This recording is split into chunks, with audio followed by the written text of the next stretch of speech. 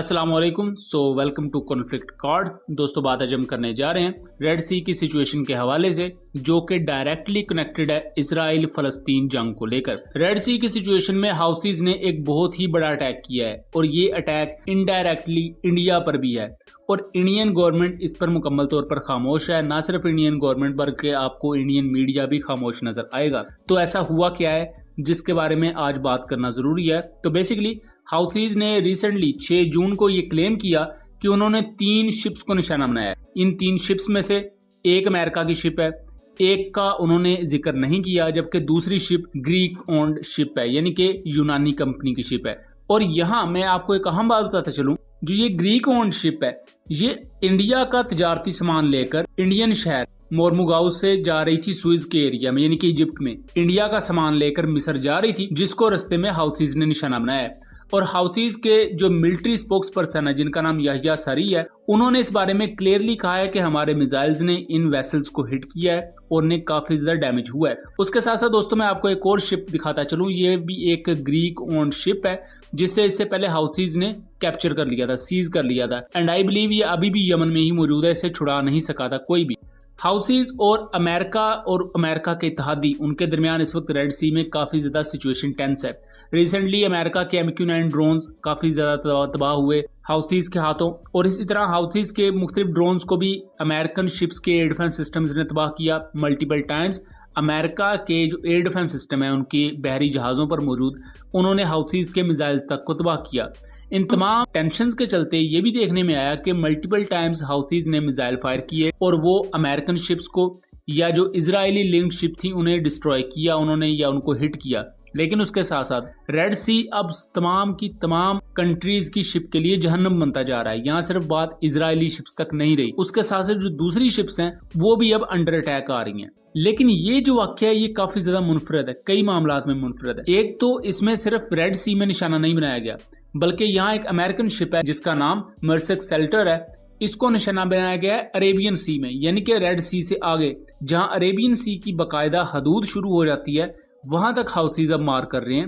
मतलब कि पहले ही अगर ये पूरी की पूरी टेंशन रेड सी तक थी तो अब उससे बाहर आ चुकी है। और अगर अरेबियन सी यानी कि बहरा अरब इस पूरे कॉन्फ्लिक्ट की लपेट में आता है तो अरेबियन सी के साथ जितनी भी नेवीज लगती हैं वो भी कहीं ना कहीं रेड अलर्ट होंगी, उन्हें भी कहीं ना कहीं कंसर्न्स होंगे। यानी कि अरेबियन सी की वाली साइड पर आप जिन मुल्कों की नेवीज को देखें, ओमान की नेवी आपको देखने को मिलेगी, ईरान की नेवी देखने को मिलेगी, पाकिस्तान की नेवी देखने को मिलेगी, इंडिया की नेवी देखने को मिलेगी। अब यहाँ एक बहुत ही अहम मिसकंसेप्शन भी दूर करता चलूं कि इस खबर को लेकर यरूशलेम पोस्ट ने एक तस्वीर शाया की और उस तस्वीर को सोशल मीडिया पर बहुत ज्यादा फैलाया जा रहा है। उसमें देख सकते हैं कि जो कार्गो शिप है उसके अगली साइड पर कुछ चीज हिट की है जिसकी वजह से वो डैमेज हो चुकी है। तो मैं बताता चलूं कि ये मार्च 2024 की तस्वीर है। उस वक्त एक कार्गो शिप को हिट किया था यमन के हाउथीज ने, लेकिन ये रिसेंट जो वाकयात हुए हैं ये उनकी तस्वीर नहीं है और इस तस्वीर को सिर्फ रेफरेंस पर्पसेस के लिए दिखाया गया है, जिसे यरूशलेम पोस्ट ने वहां खुद भी दिखाया, बट सोशल मीडिया पर इसे इस तरह फैलाया जा रहा है जैसे ये कोई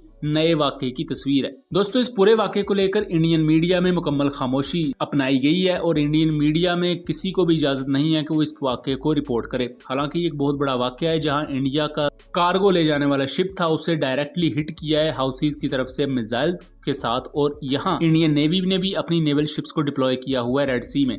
और इससे पहले इंडियन नेवी के जो कमांडोज हैं उन्होंने मल्टीपल कुछ ऑपरेशंस भी किए थे रेड सी में, जिसको लेकर बहुत ही ज्यादा इंडियन मीडिया में उनकी वाहवाह भी की गई। बट अब जब इतना बड़ा एक अटैक हुआ है तो इंडियन नेवी ने भी इस पर कोई ऐसा एक्शन नहीं लिया है और ना ही इंडियन मीडिया इस पर बोल रहा है, बल्कि उसका साथ साथ इंडियन गवर्नमेंट भी खामोश बैठी हुई है। मुख्तलिफ ज़राए इसकी वजह ये बताते हैं कि जो मौजूदा इंडियन गवर्नमेंट है, यानी कि इलेक्शन इंडिया में हो चुके हैं और सबको नजर आ रहा है कि नरेंद्र मोदी ही प्राइम मिनिस्टर बनेंगे तीसरी दफा इंडिया के। सो इस दौरान ये कहा जा रहा है कि इस दफा बीजेपी पूरी कोशिश करेगी कि अपनी उस इमेज को रिवाइव किया जाए, क्योंकि जितनी सीट्स बीजेपी चाहती थी उतनी नहीं मिली। इस दौरान अगर इस तरह का वाकया रिपोर्ट किया जाता है इंडियन मीडिया पर, जहां दिखाया जाता है कि इंडियन कार्गो को मिसाइल लगा के लगता है और इंडियन नेवी की जो शिप्स उस जगह मौजूद है वो की एक्शन नहीं ले पाती, तो इस पर फिर जाहिर बात है एक नेगेटिव इमेज आएगा। इस वजह से इंडियन मीडिया में इसे बिल्कुल भी रिपोर्ट नहीं किया। और चूंकि ये यूनानी शिपिंग कंपनी का जहाज था, और मैं बताता चलूं कि यूनान, इजराइल और इंडिया इनका एक स्ट्रेटेजिक अलायंस है जो कि मुख्तलिफ मामलों में बहुत ज्यादा मुखालफत करता है पाकिस्तान, तुर्की जैसे कंट्रीज। ये तो हमने बात कर ली इन